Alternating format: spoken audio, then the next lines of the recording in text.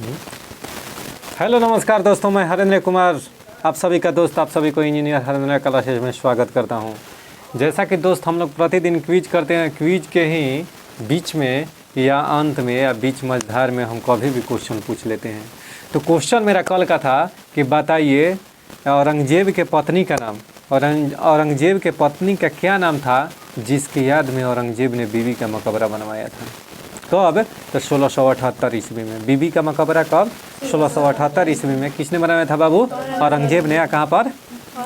महाराष्ट्र, औरंगाबाद महाराष्ट्र में। ठीक है। उसके पत्नी का नाम क्या था? तो दिलरास बानो बेगम, दिलरास बानो बेगम। अब क्या उसका और क्या नाम था बाबू? रबिया दुरानी। यानी दिलरास बानो बेगम का अन्य नाम क्या था?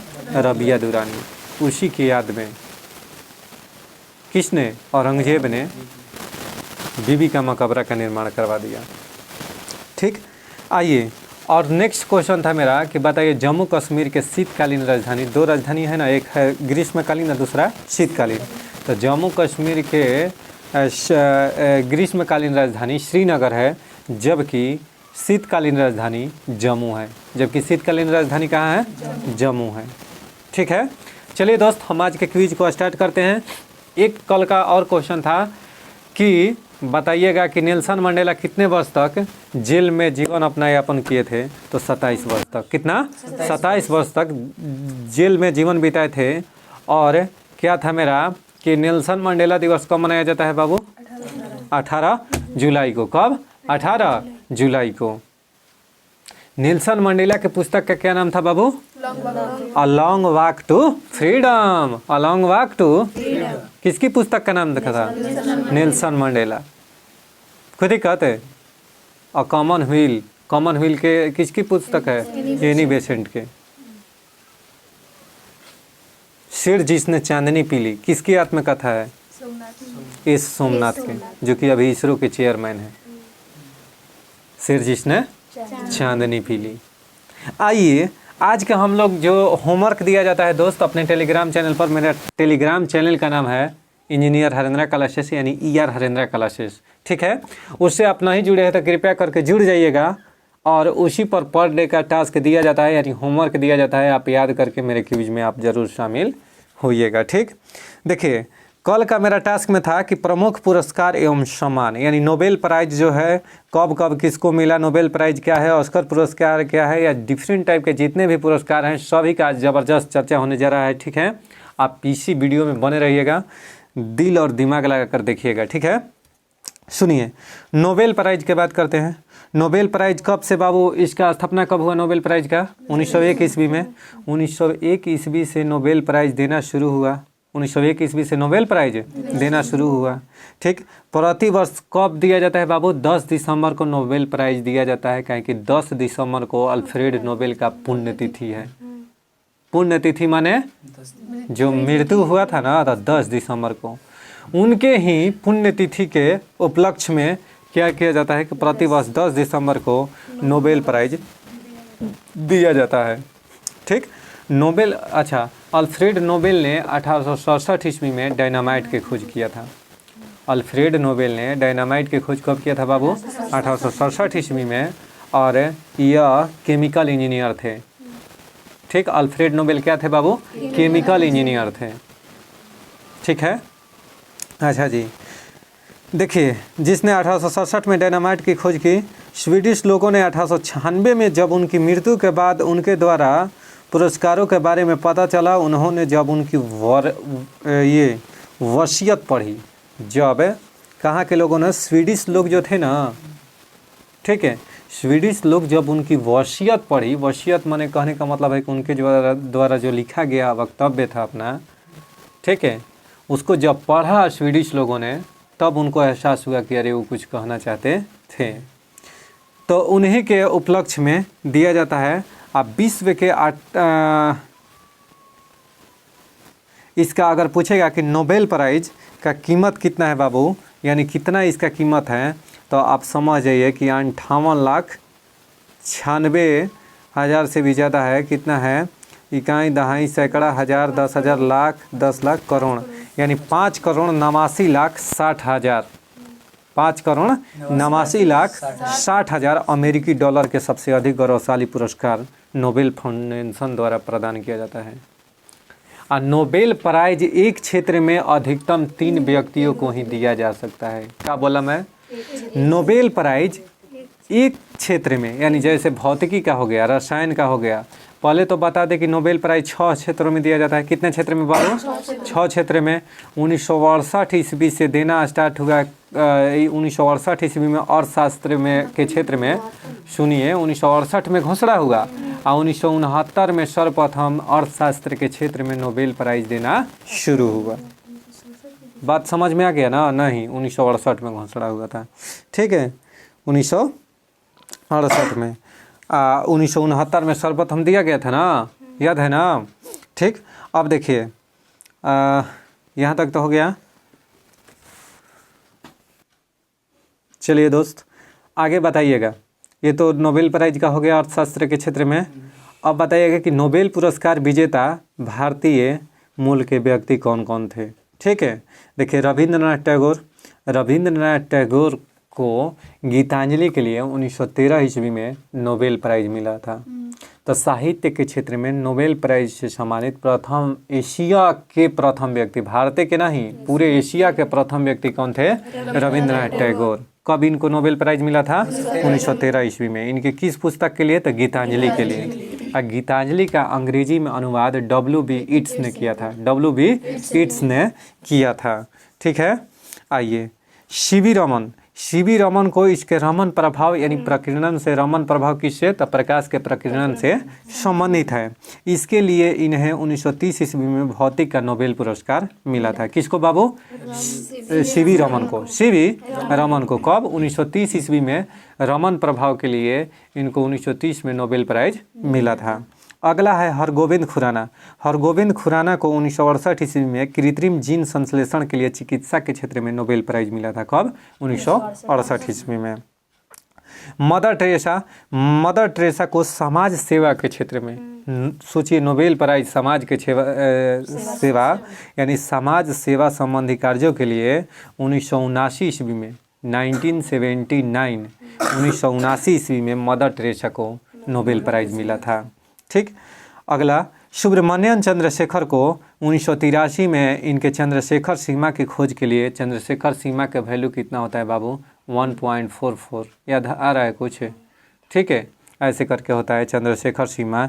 इसके लिए क्या किया गया था कि सुब्रमण्यम चंद्रशेखर को 1983 में चंद्रशेखर सीमा के खोज के लिए नोबेल प्राइज मिला था। कोई दिक्कत? अब देखिए सुब्रमण्यन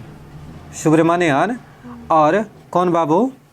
सुब्रमण्यन और कौन एक व्यक्ति थे जिनको ये लोग भारतीय मूल के अमेरिकी नागरिक थे। भारतीय मूल के अमेरिकी व्यक्ति थे जिनको नोबेल प्राइज मिला था।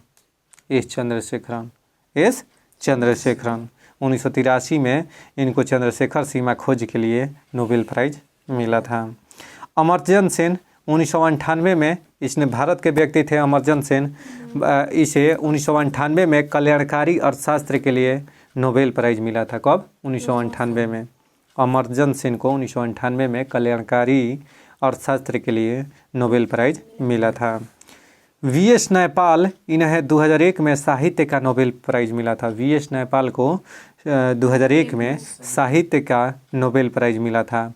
तो आप लोग दोस्त कमेंट बॉक्स में आप लोग रिप्लाई कीजिएगा। क्वेश्चन पूछ रहा हूँ कि V.S. नैपाल को किस पुस्तक के लिए साहित्य के क्षेत्र में नोबेल प्राइज मिला था 2001 ईस्वी में? 2001 ईस्वी में कौन सी ऐसी पुस्तक इसने लिखी थी? वेंकटरमन रामकृष्णन, इनको भारतीय अमेरिकी रामकृष्णन को, देखिए भारतीय मूल के वेंकट रामकृष्णन, ठीक है, इनको भी नोबेल प्राइज मिला था। तो भारतीय मूल के थे लेकिन ये अमेरिकी व्यक्ति थे। भारतीय अमेरिकी रामकृष्णन को भारत अमेरिका के थॉमस ई स्टेट्स और इजराइल की आदा ई यूनत के साथ प्रोटीन का निर्माण करने वाले राइबोसोम की संरचना और कार्य प्रणाली की खोज के लिए 2009 ईस्वी में रसायन विज्ञान का नोबेल पुरस्कार मिला था। समझ में आ गया ना? तो वेंकट रमन रामकृष्णन और सुब्रमण्यम चंद्रशेखर समझ में आ गया। ये दोनों भारतीय मूल के अमेरिकी व्यक्ति थे जिनको नोबेल प्राइज मिला था। कैलाश सत्यार्थी बाबू 2014 में इनको मलाला यूसुफजई के साथ इनको दिया गया। कैलाश सत्यार्थी के लिए कैलाश सत्यार्थी को इसने क्या किया था, तो चाइल्ड बच्चों के क्या किए थे, जो भी बच्चा जो नहीं घर से बेघर हो जाता है तो उस सब बच्चों को इसने सुविधा दे रहा था, देखभाल कर रहा था। इसलिए इनको कैलाश सत्यार्थी को 2014 में नोबेल प्राइज़ मिला था। गांधी जी को 5 बार नोबेल प्राइज़ के लिए भेजा गया था। गांधी जी को 5 बार नामित किया गया था, यानी भारत से नाम भेजा गया था नोबेल प्राइज़ के लिए। ठीक है, कब कब, तो 1937, 1938, 1939, 37, 38, 39, फिर 47 और 1948। 5 बार में इनको एक बार भी नोबेल प्राइज़ नहीं मिला था। सोचिए नोबेल प्राइज़ कितना कीमती है कि इतना काम करने के बावजूद महात्मा गांधी को नोबेल प्राइज़ नहीं मिला था। सोचने वाली बात है ना। अब भारत रत्न भी नहीं मिला था। ठीक, चलिए दोस्तों देखिए, अल्फ्रेड नोबेल की पुण्यतिथि 10 दिसंबर को मनाया जाता है। अल्फ्रेड नोबेल की पुण्यतिथि पहले बता दिया मैं, कब मनाया जाता है, 10 दिसंबर को। लेकिन पुरस्कार की घोषणा अक्टूबर में नोबेल विजेताओं की घोषणा कर दी जाती है। नोबेल पुरस्कार की घोषणा अक्टूबर माह में ही की जाती है और दिया कब जाता है बाबू, 10 दिसंबर को। प्रत्येक पुरस्कार एक वर्ष में अधिकतम 3 लोगों को, एक वर्ष में अधिकतम 3 लोगों को पुरस्कार दिया जा सकता है। प्रत्येक पुरस्कार में, कहने का मतलब है कि एक पुरस्कार, जैसे भौतिकी में अधिकतम कितने लोगों को, 3 लोगों को, रसायन में अधिकतम 3 लोगों को। बात समझ में आ रहा है, 3 लोगों को ही दिया जा सकता है। इसमें प्रत्येक विजेता को एक स्वर्ण पदक, डिप्लोमा, स्वीडिश नागरिक में एक्सटेंशन और धन दिया जाता है। अब देखिए, अगर एक पुरस्कार में 2 या 3 विजेता हैं तो उस पुरस्कार की राशि समान रूप से वितरित किया जाए तीनों में, कि एक को अधिक और 2 को कम दिया जाए, कि 2 को अधिक 1 को कम दिया जाए, ये संस्था डिसाइड करेगी। समझ में आ रहा है ना, कि अगर मान लीजिए इतना है 5,89,60,60,000 अमेरिकी डॉलर है ना बाबू पैसा। अब इस पैसा को हो सकता है कि एक क्षेत्र में बाबू 3 व्यक्ति को मिला, तो एक व्यक्ति को हो सकता है तो संस्था इसमें से अधिकतम भी दे सकता है, आधा भी दे सकता है, आधा में 2 को बांट सकता है। इस संस्था डिसाइड करेगा। समझ में आ रहा है ना कि किसको कितना मिलना चाहिए। कोई दिक्कत है? ये पेपर में भी पूछा हुआ है ऐसे देकर कि नोबेल प्राइज के संबंध में कौन सा कथन गलत है। समझ में आ गया ना कहाँ पूछेगा। हाँ सुनिएगा, अब तक केवल 2 बार मृत व्यक्तियों को नोबेल प्राइज़ मिला है। पहली बार एरी एक्सेल कार्ल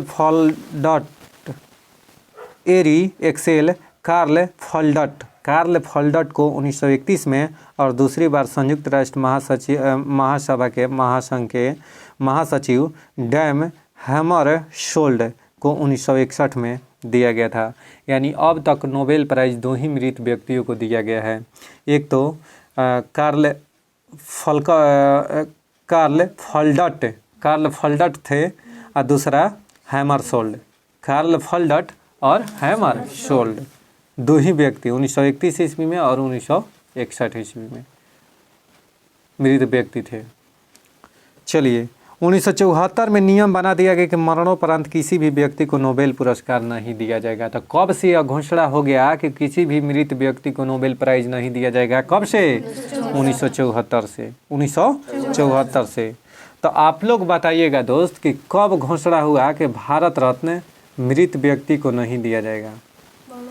ठीक है, यानी मृत व्यक्ति अर्थात मरणोपरांत भारत रत्न नहीं दिया जाएगा, यह कब से बैन हुआ यानी बंद हो गया? आप लोग कमेंट बॉक्स में कीजिएगा। दूसरा क्वेश्चन सुनिए, 2 बार नोबेल पुरस्कार पाने वाले व्यक्ति कौन है? तो मैडम क्यूरी। 1903 में रेडियो सक्रियता की खोज के लिए और 1911 में शुद्ध रेडियम रसायन निष्कर्षण के लिए मैडम क्यूरी को 2 बार नोबेल प्राइज मिला है। बाप रे बाप, सोच सकती हैं। ठीक, 1903 में रेडियो सक्रियता की खोज करने के लिए और दूसरा 1911 में रेडियम रसायन के निष्कर्षण के लिए। या इसका हस्बैंड दोनों रेडियम का खोज करने में लगा था। ठीक है, हाँ। Linus Pauling. ऐसा ऐसा हुआ है कि नोबेल प्राइज बेटा के संग बाप को मिला है। का जमाना नहीं, सोचिए, देखिए जमाना के बात की कि बेटा के संग थे बाप की नोबेल प्राइज मिलना कितना बड़ा गौरवान्वित की बात है, या दूसरे में कितना मतलब कि उस चीज़ में अचीवमेंट के बात है, कितना टाइम इंतज़ार, कितना आदमी अनकसा के छोड़ देगा कि छोड़ो आपका। लेकिन बाबू रेडियो पेरिहन तो लड़को रेडियो जरूर पेरेगा। बात समझ रहे हैं ना? यानी कहने का मतलब कि सब क्यूरियोसिटी मिल जाता है, ऊपर से ही जेनेटिक अंश। क्रिकेटर के बेटा आधा क्रिकेटरे होगा नहीं, उसका जेनेटिक अंश आ जाएगा। और मास्टर के बेटा आधा अंश उसका आ जाएगा। लेकिन ये कोई ज़रूरी नहीं है, बड़ा का खलनायक होता है मास्टर के बेटा है। ठीक है, ठीक है। आइए चलिए दोस्तों, हाँ एक चीज़ कहेंगे कि सबका माइंड शार्प होता है लेकिन यूज नहीं करता है, तो उसको आप नहीं ना कर सकते। मास्टर के बेटा ऐसा ना गोड़ गोबर ना होना सन, पढ़बे ना करो। चलिए ना, तो बहुत बहुत अच्छा अच्छा मास्टर के लड़का हुए हैं पोस्ट पर। ठीक है, आइए देखिए लिनस पॉलिंग। लिनस पॉलिंग को 1954 में हाइब्रिडाइज में कक्षीय सिद्धांत रसायन के लिए, 1962 में नाभिकीय परीक्षण निषेध संधि एक्टिविज्म के लिए इनको मिला था। तो हम 100 बात के एक बात कहेंगे कि बस खाली जानिए कि दो बार किसको मिला था। तब मैडम क्यूरी को, और लिनस पॉलिंग को, और जॉन बार्डिन को ट्रांजिस्टर के आविष्कार के लिए 1956 में। ट्रांजिस्टर के आविष्कार के लिए 1956 में। कोई दिक्कत है? कोई डाउट? चलिए दोस्त देखिए, 2 बार किसको तो मैडम क्यूरी को, लिनस पॉलिंग को, जॉन बार्डिन को और फ्रेडरिक सेंगर को 2 बार नोबेल प्राइज मिला है। ठीक, सेंगर से याद कर लीजिएगा कि सेंगर को, बार्डिन को और पॉलिंग को, मैडम क्यूरी को 2 बार नोबेल प्राइज मिला है। अच्छा, international committee of red cross को शांति का नोबेल प्राइज 3 बार मिला है। 3 बार किस संस्था को मिला है बाबू? तो रेड क्रॉस संस्था को। रेड क्रॉस का स्थापना कब किया था? 8 मई 1863 को हेनरी ड्यूनेंट ने। किसने? प्रति वर्ष 8 मई को रेड क्रॉस के स्थापना दिवस के रूप में मनाया जाता है। ठीक, इसको 3 बार नोबेल प्राइज मिला है। कब बाबू? तो 1917 में, 1944 में और 1963 में। 1917, 1944 और 1963 में 3 बार नोबेल प्राइज किसको मिला है बाबू? तो रेड क्रॉस को। सर विलियम हेनरी ब्रैग ने अपने बेटे विलियम एल ब्रैग के साथ भौतिकी का नोबेल पुरस्कार 1980 में जीता था। बात आ गया कि नहीं? यानी सर विलियम हेनरी ब्रैग जो रहे ना, इसने अपने बेटे विलियम एल ब्रैग के साथ भौतिकी का नोबेल प्राइज 1980 में जीता। 1980 में जीता। सोचिए, बाप और बेटा दोनों मिल के और तब संघर्ष करते करते। सबसे कम उम्र में नोबेल पुरस्कार प्राप्त करने वाले पुरुष कौन थे? तो लॉरेंस ब्रैग 25 वर्ष की अवस्था में। अब सबसे कम उम्र में महिला कौन है? मलाला यूसुफजई, मात्र 17 वर्ष की अवस्था में।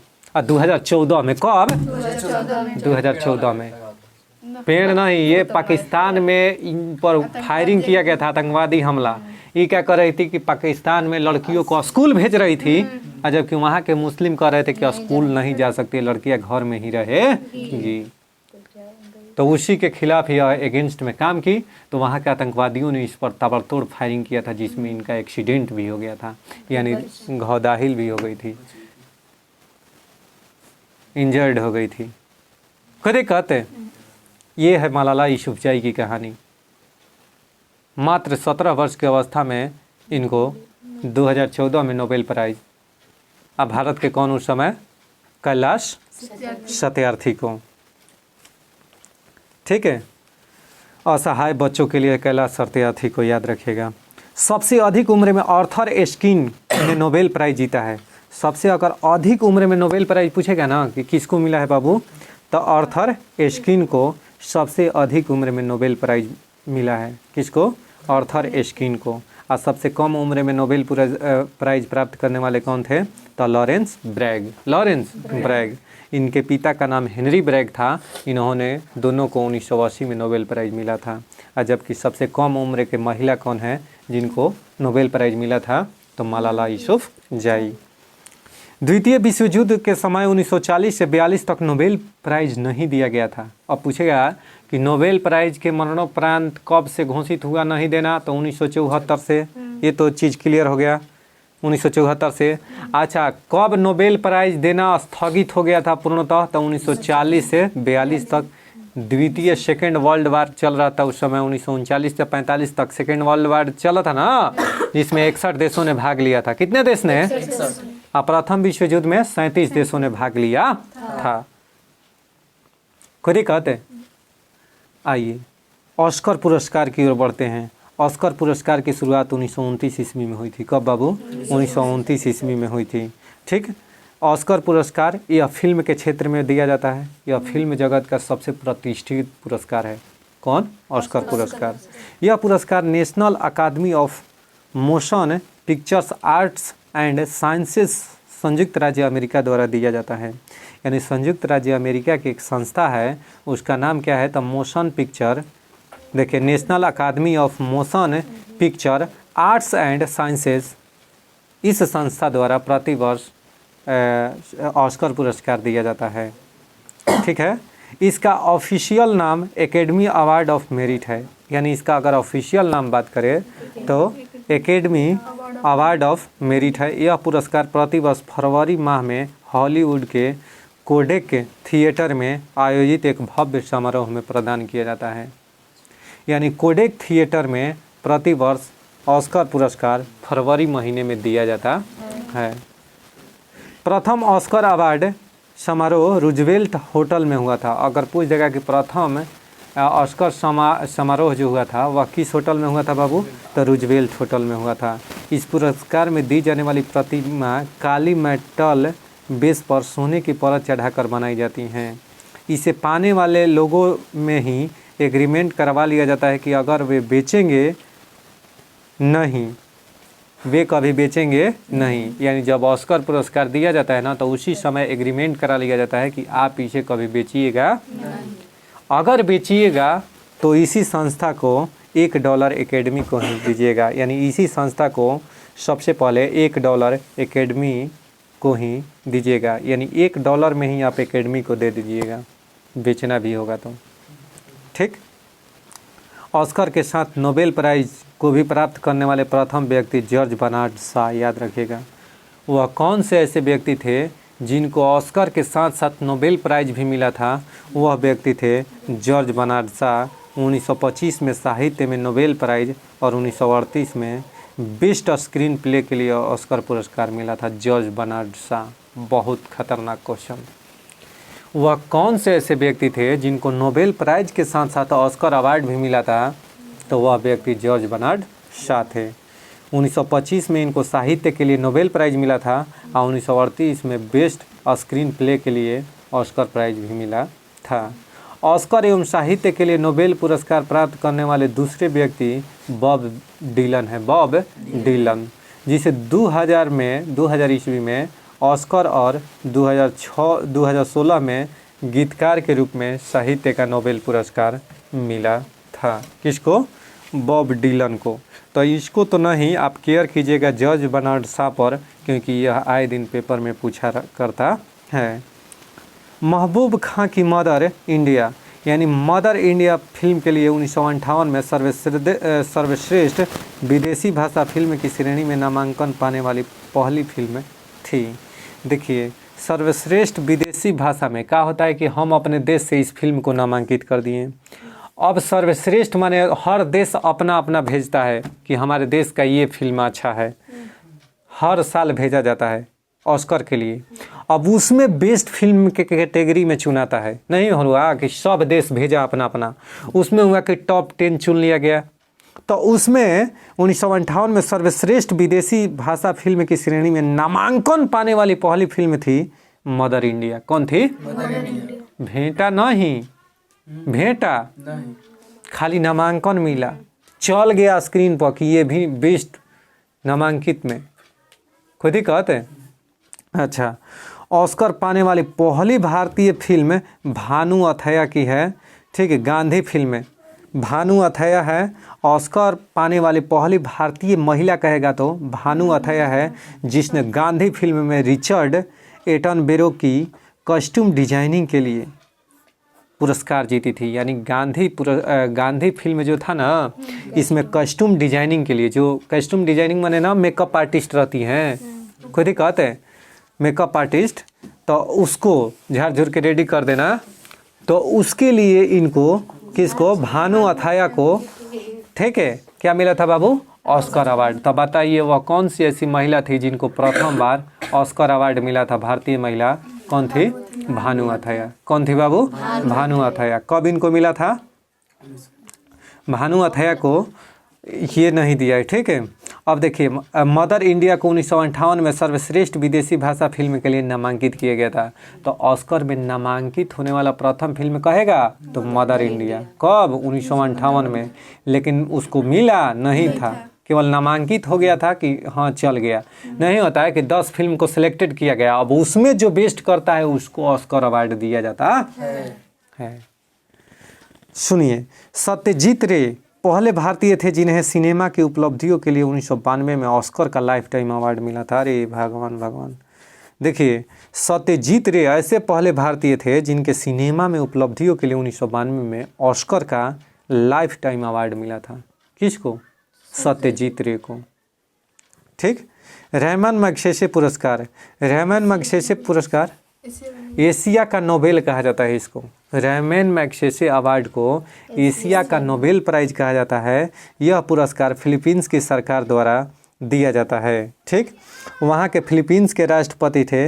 रहमान मैग्सेसे की स्मृति में 1958 से प्रदान किए जाते हैं, ठीक।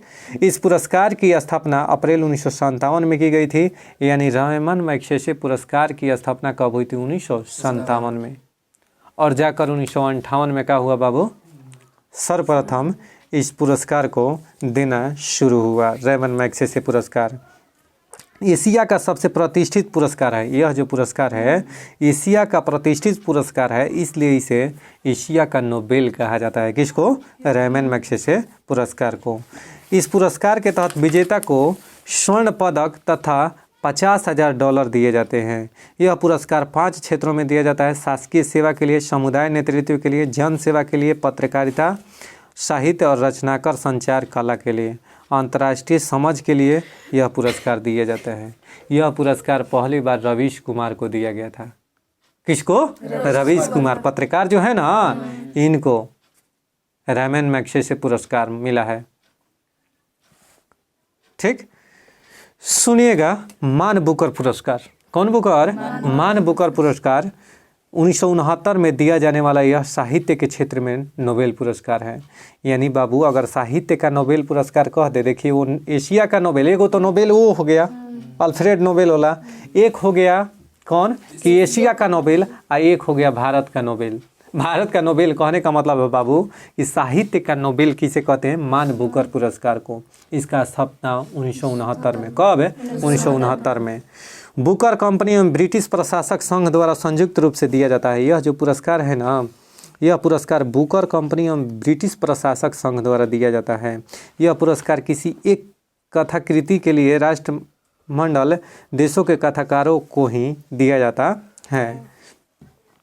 देखिए, मान बुकर अंतर्राष्ट्रीय पुरस्कार 2 वर्ष में एक बार दिया जाता है। एक बार अंग्रेजी भाषा में अथवा अंग्रेजी में अनुदित उत्कृष्ट कथा साहित्य के लिए, विश्व भर के लिए किसी भी साहित्य को दिया जाता है।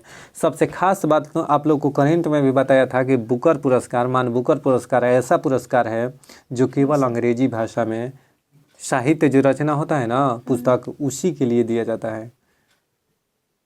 खुद ही कहते हैं, या कोई हिंदी का पुस्तक है उसको अंग्रेजी में ट्रांसलेट कर दिया गया है, जैसे W.B. येट्स ने क्या किया था, गीतांजलि को अंग्रेजी भाषा में अनुवाद किया था, तब वह पुस्तक खूब चला और जिसके चलते 1913 में नोबेल प्राइज मिल गया। खुद ही कहते हैं, तो कहने का मतलब है कि आपका करतूत कोई और चला दिया तो उसका नाम हो गया, आपका भी नाम हुआ। खुद ही कहते। तो यह रेमन जो मान बुकर पुरस्कार है ना बाबू, यह केवल अंग्रेजी भाषा में दिया जाता है। 1969 में इसका स्थापना हुआ, कोई डाउट है? और 1957 में स्थापना किसका हुआ था? एशिया का नोबेल रेमन मैग्सेसे पुरस्कार का स्थापना 1957 में 58 से देना शुरू हुआ। यहीं पर रही है, ठीक है। चलिए, यह 2 वर्ष में एक बार, 2 वर्ष में एक बार कौन सा पुरस्कार? रेमन मैग्सेसे पुरस्कार जो है कि मान बुकर पुरस्कार 2 वर्ष में एक बार दिया जाता है, 2 वर्ष में एक बार दिया जाता है, ठीक। अब देखिए, ग्रेमी पुरस्कार संगीत के क्षेत्र में दिया जाता है। ग्रेमी पुरस्कार बाबू संगीत के क्षेत्र में दिया जाता है। अच्छा, पुलित्जर पुरस्कार बाबू पत्रकारिता के क्षेत्र में 1917 से प्रारंभ हुआ। पुलित्जर पुरस्कार 1917 ईस्वी में प्रारंभ हुआ। अच्छा, भारत रत्न यह कला साहित्य और विज्ञान के क्षेत्र में विशिष्ट सेवा के लिए 1954 से भारत रत्न देना स्टार्ट हुआ। भारत रत्न जो मिलता है ना पदक, उसका आकृति पीपल के पत्ता के आकार का होता है। कैसा होता है बाबू? पीपल के पत्ता के आकार का होता है। हमारे राष्ट्रपति द्वारा प्रतिवर्ष भारत रत्न पुरस्कार दिया जाता है। कौन सम्मानित करते हैं? राष्ट्रपति। वाचस्पति पुरस्कार का संबंध किससे है बाबू? संस्कृत से। संस्कृत से वाचस्पति पुरस्कार 1992 में स्थापना हुआ था और सरस्वती सम्मान 1991 में, यानी साहित्य के क्षेत्र में सरस्वती सम्मान 1991 से दिया जाता है। शंकर पुरस्कार कहे तो भारतीय दर्शन, संस्कृति तथा कला के क्षेत्र में शंकर पुरस्कार दिया जाता है। व्यास सम्मान साहित्य के क्षेत्र में व्यास सम्मान दिया जाता है। कबीर पुरस्कार सामाजिक सद्भावना के क्षेत्र में कबीर पुरस्कार दिया जाता है। ध्यानचंद पुरस्कार बाबू खेलों में जीवन भर उपलब्धियों के लिए ध्यानचंद पुरस्कार दिया जाता है। द्रोणाचार्य पुरस्कार खेल प्रशिक्षण, द्रोणाचार्य कौन थे? गुरु थे, तो उन्हीं के नाम पर द्रोणाचार्य पुरस्कार यानी खेल प्रशिक्षण, जो खेल सिखाते हैं ना उनको, उसके लिए जो बेस्ट उनका प्लेयर अगर अच्छा करेगा, अच्छा सिखाए हैं तो उनको द्रोणाचार्य पुरस्कार मिलेगा। तो द्रोणाचार्य पुरस्कार जो है पाने वाले कब से दिया जाता है बाबू? 1985 से। कब से? 1985 से खेल के क्षेत्र में।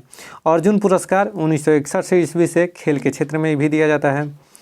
राजीव गांधी खेल रत्न पुरस्कार खेलों में सराहनीय प्रदर्शन के लिए, अगर खेल में बहुत अच्छा प्रदर्शन कीजिएगा ना तब जाके राजीव गांधी खेल रत्न पुरस्कार मिलेगा। इसका हाल ही में नाम बदल कर क्या कर दिया गया है? मेजर ध्यानचंद पुरस्कार खेल रत्न पुरस्कार कर दिया गया है। इसकी इनामी राशि 25 लाख। कितना है बाबू? 25 लाख। और 1992 में राजीव गांधी खेल रत्न पुरस्कार की शुरुआत हुई थी। बोरलॉग पुरस्कार बाबू कृषि के क्षेत्र में, बोरलॉग पुरस्कार 1973 में कृषि के क्षेत्र में, कब से? 1973 से बोरलॉग पुरस्कार दिया जाता है। बीसी राय पुरस्कार बाबू चिकित्सा के क्षेत्र में, बीसी राय पुरस्कार चिकित्सा के क्षेत्र में। भटनागर पुरस्कार विज्ञान के क्षेत्र में दिया जाता है। बहुत बहुत शुक्रिया दोस्त। अब मिलते हैं नेक्स्ट डे कह रहे हैं कि मिलते हैं घटना चक्र के साथ आगे। और जो भी अगला दिन के लिए होमवर्क दिया जाएगा वो आपको फ़ोटो खींचकर टेलीग्राम चैनल से जुड़ जाइएगा। टेलीग्राम चैनल का नाम है ER हरेंद्रा क्लासेस। अगर उससे नहीं जुड़े हैं तो उससे जुड़ जाइएगा, आपको उस पर होमवर्क जो दिया जाता है वह डाल दिया जाता है। अब आइए हम लोग घटना चक्र के सवालों के साथ बहुत सुंदर कॉन्सेप्ट के साथ बढ़ते हैं। चलिए दोस्तों, अब संसदीय अधिनियम हम स्टार्ट कर रहे हैं। कौन सा? संसदीय अधिनियम, यानी कब कब संसद में कौन कौन सा अधिनियम आया है। बहुत VVI कतई जहर कॉन्सेप्ट। कौन कॉन्सेप्ट? जहर, बिना मिलावटी, एकदम प्योर ओरिजिनल। आइए क्वेश्चन एकदम पेपर का धड़ाधड़ पूछा हुआ, सुनिएगा। खाद्य मिलावट निवारण अधिनियम 1954 में, वर्ष 1954 में पारित हुआ था। यानी खाद्य मिलावट निवारण अधिनियम 1954 में पारित हुआ था तथा सर्वप्रथम 1 जून 1955 को प्रभावी हुआ था। यानी prevention of food adulteration act 1954 कहेगा कि खाद्य मिलावट निवारण अधिनियम कब पारित हुआ था? तो 1954 में। लागू कब हुआ बाबू? 1955 में। सिविल अधिकार संरक्षण अधिनियम 1955 के अधीन सभी दंडनीय अपराध संज्ञेय एवं संक्षिप्ततः विचारणीय होते हैं। यानी सिविल अधिकार संरक्षण अधिनियम 1955 के अधीन सभी दंडनीय अपराध, जितने भी दंडनीय अपराध है ना, सभी संज्ञेय एवं संक्षिप्ततः विचारणीय होते हैं। इसका कहने का मतलब है कि जो सिविल अधिकार संरक्षण अधिनियम 1955 के अधीन यह आपको अधिकार देता है, यह जो अधिनियम पारित हुआ था कि कोई भी दंडनीय अपराध है ना, एक छोटा से भी हो चाहे बड़ा भी हो, वो संज्ञान में लीजिए और उसको संक्षिप्ततः, ठीक है, विचारणीय कीजिए, कम से कम उस पर विचार कीजिए आप। ये नहीं कि मामला हुआ आप उसको केयर नॉट कीजिए। इसीलिए पुलिस क्या करता है, कोई भी मामला को संज्ञान में लेता है, कोई भी मामला को संज्ञान में लेता है। तो सिविल अधिकार संरक्षण अधिनियम 1955 के अधीन क्या है बाबू, तो सभी दंडनीय अपराध क्या है, संज्ञेय एवं संक्षिप्ततः विचारणीय है। देखिए, सिविल अधिकार संरक्षण अधिनियम 1955 के अंतर्गत अपराध का विचारण प्रथम श्रेणी न्यायिक मजिस्ट्रेट तथा महानगरों के मामले में मेट्रोपॉलिटन मजिस्ट्रेट द्वारा किया जाएगा। अगर कोई भी सिविल अधिकार संरक्षण अधिनियम 1955 कहता है कि अपराध का विचार जो है, विचारण प्रथम श्रेणी में, प्रथम माने लेवल पर कौन करेगा, न्यायिक मजिस्ट्रेट करेंगे। न्यायिक, अगर आप महानगर में हैं तब वो उसका कौन करेगा, तब मेट्रोपॉलिटन मजिस्ट्रेट, यानी जो भी महानगर का, मेट्रोपॉलिटन माने क्या होता है, महानगर, बहुत जहाँ जनसंख्या हो उसको मेट्रोपॉलिटन वर्ड से जानते हैं। समझ में आ गया ना बाबू, वहीं कर रही थी ना कि मास, तो डोंट यूज हियर मास, ठीक है, वर्ड मास।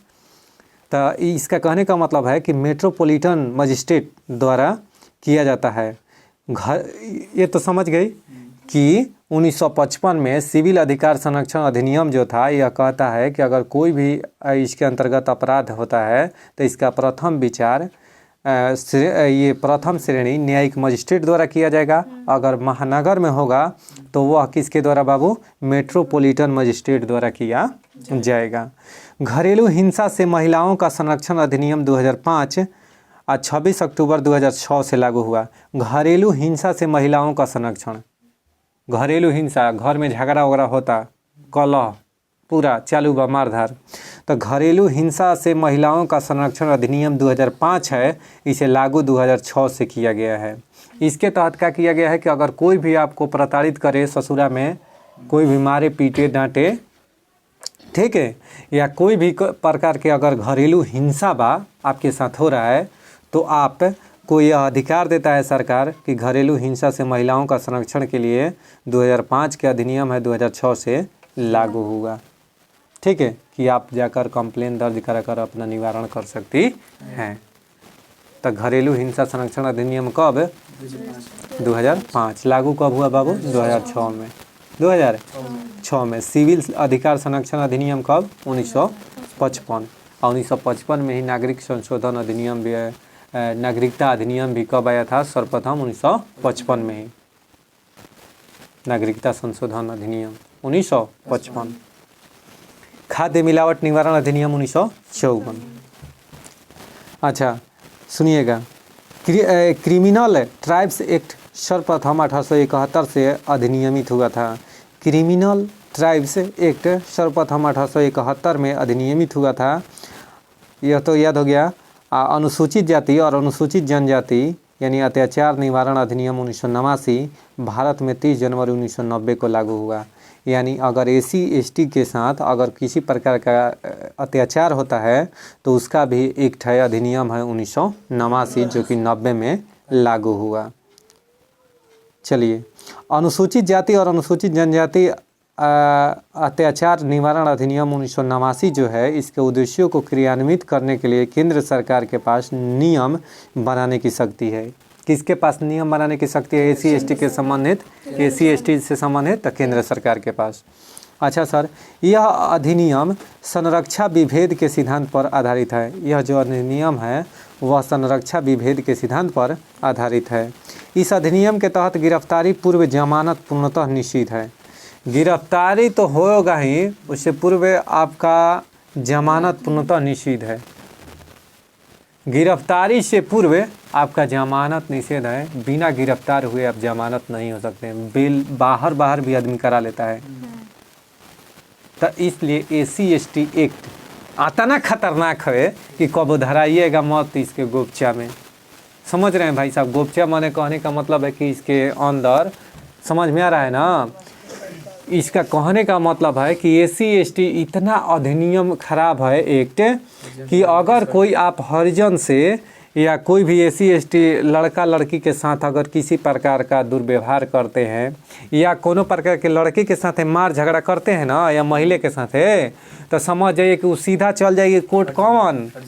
हरिजन थाना, जिसको आप लोग कहते हैं। हर जगह हरिजन थाना आजकल खुल गया है। हरिजन थाना में जाके कहेगी ना कि हमारा मारा है, तो समझिए पहले तो पुलिस पकड़ के आपको जेल में डालेगा। पहले कहाँ डालेगा? जेल में डालेगा। अब उसके बाद में कहेगा कि तू का कैले। बात समझ में आ रहा है ना? और समय क्या होता है, कह दिया अच्छा फलाना है, ठीक बा, ओकरा से मिलेंगे। चाहे कोर्ट में केस कैला, जाके बड़ी बड़ी बेल करा के बड़ पार्टी पे आ गई। लेकिन SC/ST इतना खतरनाक कानून है कि सबसे पहले अंदर करेगा और तब बाद में कहेगा कि फरियाओ बेटा कोर्ट से। कहाँ से? कोर्ट से अंदर डाल के तब कहेगा कि बहरी फरियाओ। समझ में आ रहा है? तो बड़ी खतरनाक SC/ST है। इसलिए कृपया करके जितने भी भाई मेरे देख रहे हैं वीडियो, तो SC/ST से सावधान रहिएगा। समझ में आ रहा है ना? आप हॉस्टल में पढ़ रहे हैं, जहाँ भी अगर लड़का लड़की हो या लड़का हो तो उससे मार झगड़ा मत कीजिएगा। कभी आके खानो खा ले लसन तो रहे देनी, ठीक है? नहीं लड़ाई झगड़ा कर दे लोग तो चल जीब, पहले ले जी हसन जेल में, अब तो अब पूछिए हसन कि कोयले का बड़ा। इतना ही खतरनाक है SC/ST नियम। तो यह कब बाबू लागू हुआ? 1990 में, और 1989 के SC/ST अधिनियम है। तो जब भी हरिजन था ना, तब मेरा बात याद रखना कि कुछ कहे थे। जब भी हरिजन के लड़का हो या लड़की, तो कान पकड़ के उठ बैठ कर लेना, लेकिन लगा ना नहीं, बड़ी खतरनाक केस जाएगा। आओ सुनिएगा। सुनिए तो बाबू, हिंदू विवाह अधिनियम 1955 में आया था। हिंदू विवाह अधिनियम 1955 में आया। हिंदू उत्तराधिकार अधिनियम 1956 में, तथा सती प्रथा अधिनियम, सती निरोध अधिनियम 1987 में लागू हुआ था। सूचना का अधिकार 2005 में लागू हुआ, 2005 का अधिनियम है, और इसे 12 अक्टूबर 2005 में ही लागू किया गया। सूचना का अधिकार अधिनियम कब का है? 2005 का। अब 12 अक्टूबर 2005 को ही सूचना का अधिकार लागू भी हो गया। Right to information. सर्वोच्च न्यायालय ने अपने निर्णयों में सूचना के अधिकार को संविधान के अनुच्छेद 19 के 1 के क के तहत रखा है।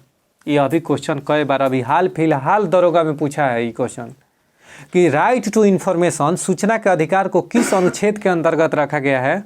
तो अनुच्छेद 19 के 1 के क में, ए में, और 19 के 1 के ए में ही पत्रकारिता के स्वतंत्रता का उल्लेख है, प्रेस की स्वतंत्रता ना।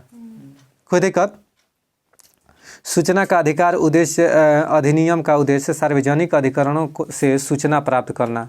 यानी सूचना के अधिकार अधिनियम का उद्देश्य है ना बाबू कि सूचना को प्राप्त करना कि क्या क्या हो रहा है क्या नहीं।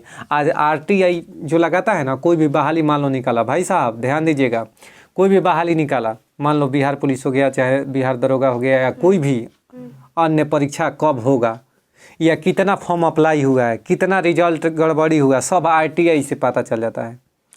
कितना खर्च हुआ, सब RTI, राइट टू इन्फॉर्मेशन आपका अधिकार है। राइट टू इन्फॉर्मेशन आपका अधिकार है। एक ऐप चला है पंचायत करके, समझ में आ गया ना? उसके तहत आप जान सकते हैं कि आपके जो ग्रामीण का मुखिया है वह कितना रुपया खर्चा किया, कितना पाकिट में रखे, पाकिट में। कोई दिक्कत है? कितना आपके प्रत्याशी खर्च कर रहे हैं, सारा उस ऐप पर आपको मिल जाएगा। ठीक है? अब आइए, तो सूचना के अधिकार हो गया। अब देखिए, सूचना आयुक्त का कार्यकाल, जो केंद्रीय सूचना आयुक्त होते हैं ना बाबू, उसका कार्यकाल 5 वर्ष या 65 वर्ष होता है। सूचना आयुक्त के कार्यकाल कितना होता है? 5 वर्ष या 65 वर्ष। अच्छा जी, केंद्र सरकार द्वारा निर्धारित किया जाता है। और अन्य सूचना आयुक्त का कार्यकाल, यानी अन्य सूचना आयुक्त भी होते हैं मुख्य सूचना आयुक्त के साथ साथ, तो उसका केंद्र सरकार द्वारा निर्धारित किया जाता है कि कितना साल का वह रहेगा। ठीक है? अच्छा, केंद्र सरकार द्वारा अक्टूबर 2019 में अनुसूचित सूचना का अधिकार अधिनियम 2019 के तहत इसे 3 वर्ष या 65 वर्ष की आयु तक निर्धारित कर दिया गया है। यानी केंद्र सरकार द्वारा क्या कर दिया गया है कि अब 3 वर्ष या 65 वर्ष की आयु तक निर्धारित कर दिया गया है। किसको? तो सूचना आयुक्त के जो अन्य सदस्य होते हैं ना, जैसे सूचना आयुक्त के मुख्य सूचना आयुक्त तथा अन्य सूचना आयुक्त होते हैं ना बाबू, तो अन्य सूचना आयुक्त के कार्यकाल 3 वर्ष या 65 वर्ष निर्धारित कर दिया गया है 2019 के अधिनियम से। ठीक, अगर कहे कि केंद्रीय सूचना आयुक्त का कार्यकाल मुख्य मूलतः कितना होता है तो 5 वर्ष या 65 वर्ष, लेकिन अब कितना हो गया है तो 3 वर्ष या 65 वर्ष हो गया है। 3 वर्ष या 65 वर्ष। मजदूर किसान संगठन शक्ति संगठन MKSS नामक सामाजिक आंदोलन सूचना के अधिकार हेतु संघर्ष एवं आंदोलन के लिए जाना जाता है। अरे गजब गजब साहब गजब। सोचिए कि पेपर में पूछ देगा तो लड़का लोग लड़खड़ा के गिर जाएगा।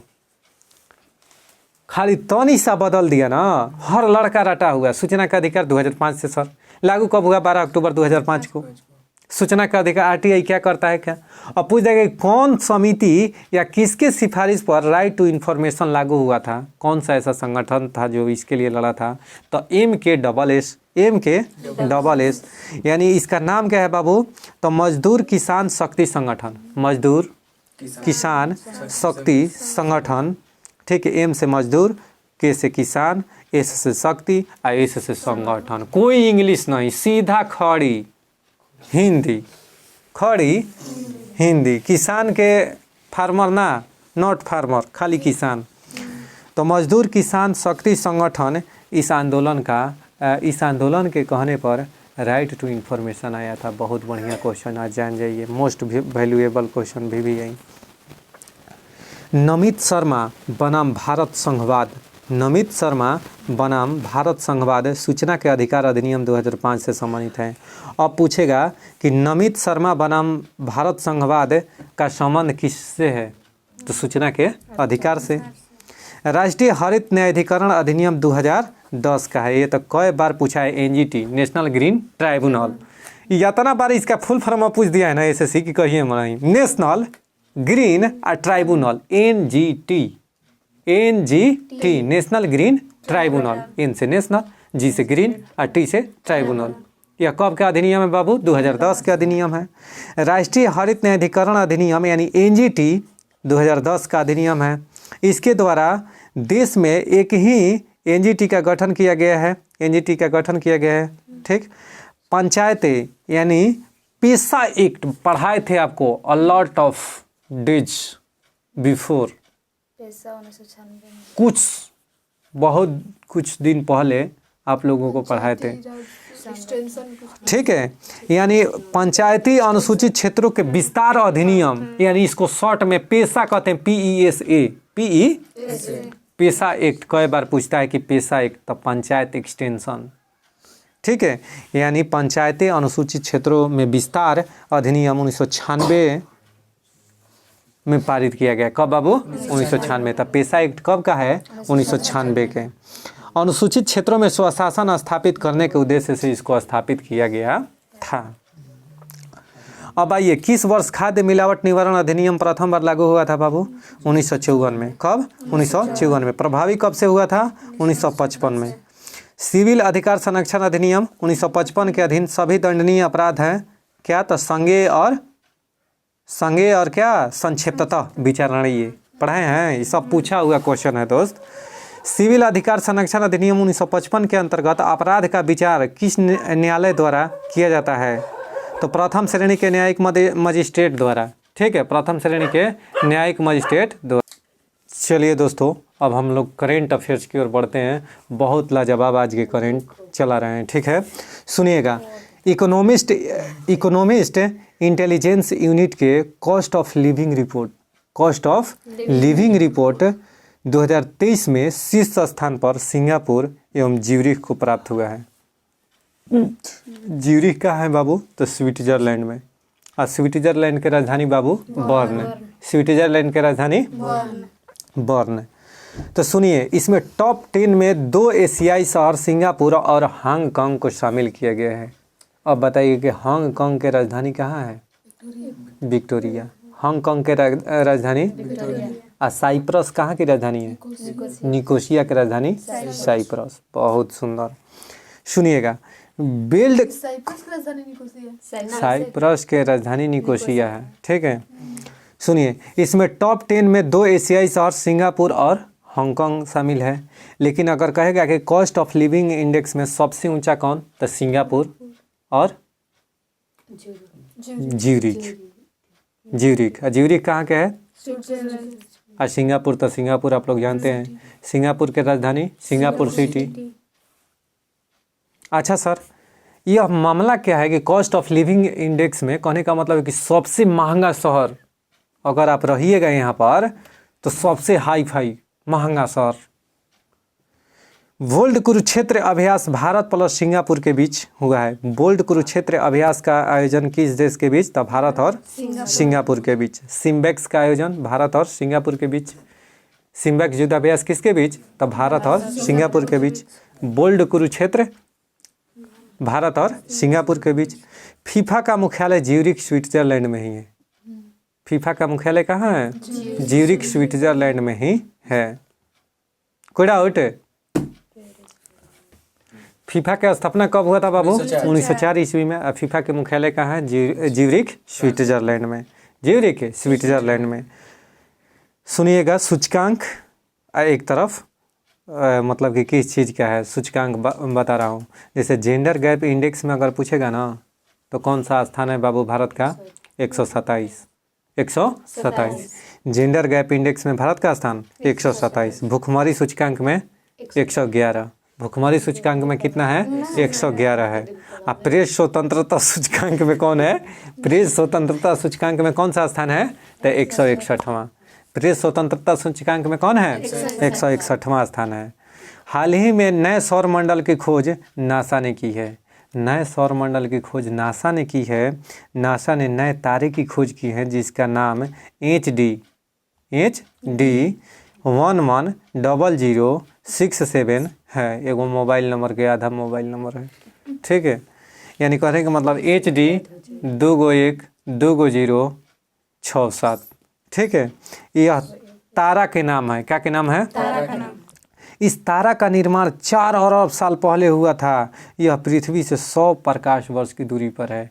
इस तारा का निर्माण कितना? 4 अरब साल पहले हुआ था। यह पृथ्वी से 100 प्रकाश वर्ष दूरी पर है, जिसको कि नासा ने खोजा है। नासा की स्थापना कब हुआ था बाबू? 1958 में। कब? 1958 में। हाल ही में भारतीय प्रधानमंत्री नरेंद्र मोदी ने ग्रीन क्रेडिट पहल UAE में प्रारंभ किया है। ग्रीन क्रेडिट की शुरुआत कहाँ की है? UAE में, अर्थात संयुक्त अरब अमीरात में। ग्रीन क्रेडिट पहल का उद्देश्य पर्यावरण संरक्षण से है।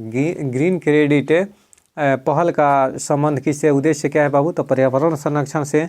कहने का मतलब है कि जल संरक्षण, वायु प्रदूषण कम करना, अवशिष्ट का उपयोग करना, अवशिष्ट जो भी हुआ उसका कैसे उपयोग किया जाए, ये सब चीज़ में जो काम करेगा उसको ग्रीन क्रेडिट प्रदान किया जाएगा। अब ग्रीन क्रेडिट होगा क्या? तो उसको आप बेचकर पैसा कमा सकते हैं। ग्रीन क्रेडिट को बेचकर आप पैसा कमा सकते हैं। COP28 का अध्यक्ष सुल्तान अल जावेर है। यानी COP28 का अध्यक्ष कौन है बाबू? सुल्तान अल जावेर है। सुल्तान अल जावेर है COP28 का अध्यक्ष। अब COP28 का आयोजन कहाँ हुआ है? संयुक्त अरब अमीरात में। बहुत बढ़िया। UAE में COP28 का आयोजन हुआ है। अब COP27 का आयोजन कहाँ हुआ था? कहाँ पर? मिस्र में। शर्म अल शेख मिस्र में COP27 का आयोजन हुआ था। एकमात्र ऐसा COP20 का नाम बताइए, COP का नाम बताइए जिसका आयोजन भारत में हुआ था। COP8। बहुत सुंदर। कब है? नई दिल्ली में। कब? 2002 में। नई दिल्ली में 2002 में COP8 का आयोजन हुआ था। Common sense, good, I proud of you. समझ रहे हैं ना? कल के ये चीज़ याद की है। अच्छा, अब बताइए COP फर्स्ट का आयोजन कब हुआ था बाबू? तो बर्लिन, जर्मनी की राजधानी बर्लिन में। कब? 1995 में। COP फर्स्ट का आयोजन कहाँ पर? जर्मनी की राजधानी बर्लिन में 1995 में। 28वां कहाँ हुआ? 2023 में UAE में, संयुक्त अरब अमीरात में। अगर पूछेगा कि शर्म अल शेख में कौन हुआ तो पिछला कोप 27। अच्छा देखिएगा एक चीज़ ध्यान से, जो कोप है ना कॉन्फ्रेंस ऑफ पार्टीज़ का फुल फॉर्म होता है, और UNFCC यानी कहने का मतलब है United nation framework on climate, ये कन्वेंशन ऑन क्लाइमेट चेंज, इसका UNFCCC का फुल फॉर्म बोल दिया। इसका स्थापना 1900 कब हुआ था? 1994 में। UNFCCC का CCC का स्थापना कब हुआ था? 1994 में। इसी का क्या है बाबू? इसी का क्या है? तो कोप एक बैठक का नाम है। जैसे इसी में सदस्यों का बैठक को कोप के नाम से बोलते हैं, यानी UNFCCC के बैठक को किस नाम से बोलते हैं? कोप के नाम से बोला जाता। चलिए आइए, तो ग्रीन क्रेडिट पहल का उद्देश्य पर्यावरण संरक्षण से तो हो गया। सुनिएगा, हाल ही में फ्रांस के सर्वोच्च नागरिक पुरस्कार Chevalier of the Legion D Honour से VR ललिताम्बिक को सम्मानित किया गया है। हाल ही में फ्रांस के सर्वोच्च नागरिक सम्मान बाबू पुरस्कार Chevalier of the Legion D Honour से VR ललिताम्बिक को सम्मानित किया गया है। यह फ्रांस का सर्वोच्च सम्मान है, यह फ्रांस का सर्वोच्च सम्मान है। VR ललिताम्बिक इसरो के वैज्ञानिक हैं, ये गगनयान मिशन के निर्देशक हैं। गगनयान जो मिशन था ना, इसका यह निर्देशन यानी डायरेक्टर थे। इनको अभी हाल ही में लीजन डी ऑनर अवार्ड से सम्मानित किया गया है। Legion D Honneur award France के सर्वोच्च सम्मान से सम्मानित किया गया है। हाल ही में 5वां वैश्विक आयुर्वेद महोत्सव का आयोजन तिरुवनंतपुरम केरल में हुआ है। हाल ही में 5वां वैश्विक आयुर्वेद महोत्सव का आयोजन कहाँ हुआ है? तिरुवनंतपुरम केरल में हुआ है। इसका उद्घाटन उपराष्ट्रपति जगदीप धनखड़ ने की है। यह आयुष मंत्रालय द्वारा शुरू किया गया है। यह किस मंत्रालय द्वारा? आयुष मंत्रालय द्वारा शुरू किया गया है। इसका उद्देश्य क्या है बाबू? तो स्वास्थ्य उभरती चुनौतियों का सामना करना, स्वास्थ्य उभरती चुनौतियों का सामना करना। हाल ही में नागालैंड में 1 दिसंबर को हॉर्नबिल फेस्टिवल मनाया गया। हॉर्नबिल फेस्टिवल क्योंकि नागालैंड की स्थापना 1 दिसंबर 1963 को हुआ था। ठीक, क्योंकि 1 दिसंबर 1963 को नागालैंड का स्थापना हुआ था। नागालैंड असम से अलग हुआ था। नागालैंड किससे अलग हुआ था? असम से। एगो ट्रिक याद रखे कि जितना भी पूर्वोत्तर का राज्य पूछे तो सब समझिएगा कि कहाँ से। 7 सिस्टर का जितना भी राज्य है सब असम का पार्ट है, असम से अलग हुआ है। कोई दिक्कत है? हाल ही में नागालैंड में 1 दिसंबर को हॉर्नबिल फेस्टिवल मनाया गया क्योंकि 1 दिसंबर 1963 को नागालैंड का स्थापना हुआ था। इस त्यौहार में पहली बार राज्य पशु मिथुन की प्रदर्शनी होगी। यानी यह जो प्रदर्शनी हुई, कहने का मतलब है कि जो हॉर्नबिल फेस्टिवल मनाया गया ना, तो इसमें राज्य का पशु, राजकीय पशु क्या है नागालैंड के? तो मिथुन। क्या है बाबू? मिथुन। उसका प्रदर्शनी हुआ। किस में? नागालैंड में हॉर्नबिल जो फेस्टिवल मनाया गया ना, उसमें प्रदर्शनी हुआ। हाल ही में एसएसबी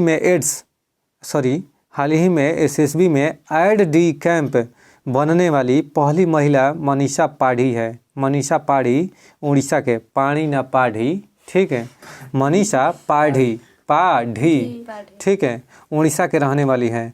हाल ही में मैरोग सुरंग का प्रारंभ जम्मू कश्मीर में हुआ है। मैरोग सुरंग कहाँ पर? जम्मू कश्मीर में। हाल ही में भारतीय भूवैज्ञानिक सर्वेक्षण की टीम को 115 मिलियन वर्ष पुराना शार्क जीवाश्म जैसलमेर राजस्थान में मिला है। कहाँ पर मिला है बाबू? राजस्थान में, जैसलमेर में।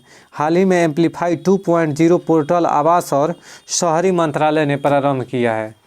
आवास एवं शहरी मंत्रालय ने प्रारंभ किया है। क्या बाबू? तो एम्पलीफाई 2.0 किसने प्रारंभ किया है? आवास और शहरी मंत्रालय ने प्रारंभ किया है। उद्देश्य क्या है? तो भारत के शहर के विकास का मूल्यांकन करने वाला प्लेटफॉर्म, भारत के शहर के विकास का मूल्यांकन करने वाला प्लेटफॉर्म।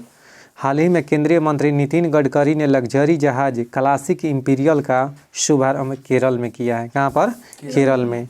केरल में किया है। यह लग्जरी शिप है। हाल ही में केंद्रीय मंत्री नितिन गडकरी ने लग्जरी जहाज क्लासिक इंपीरियल का शुभारंभ केरल में किया है। यह एक लग्जरी जहाज है। लग्जरी जहाज उसको कहते हैं जिसमें सारा चीज़ आपको फैसिलिटी मिलेगा, होटल के साथ। ही राइट, ठीक है। चलिए दोस्त, यहीं पर हम क्विज को समाप्त करते हैं। उम्मीद करते हैं कि आप इस क्विज से बहुत चीज़ सीखे होंगे और इस वीडियो को लाइक करना जरूर ना भूलें, लाइक ज़रूर कीजिए और ज़्यादा से ज़्यादा लोगों के पास शेयर करें, सब्सक्राइब कराएं। ठीक, और मिलते हैं नेक्स्ट वीडियो में। तब तक के लिए जय हिंद, जय भारत।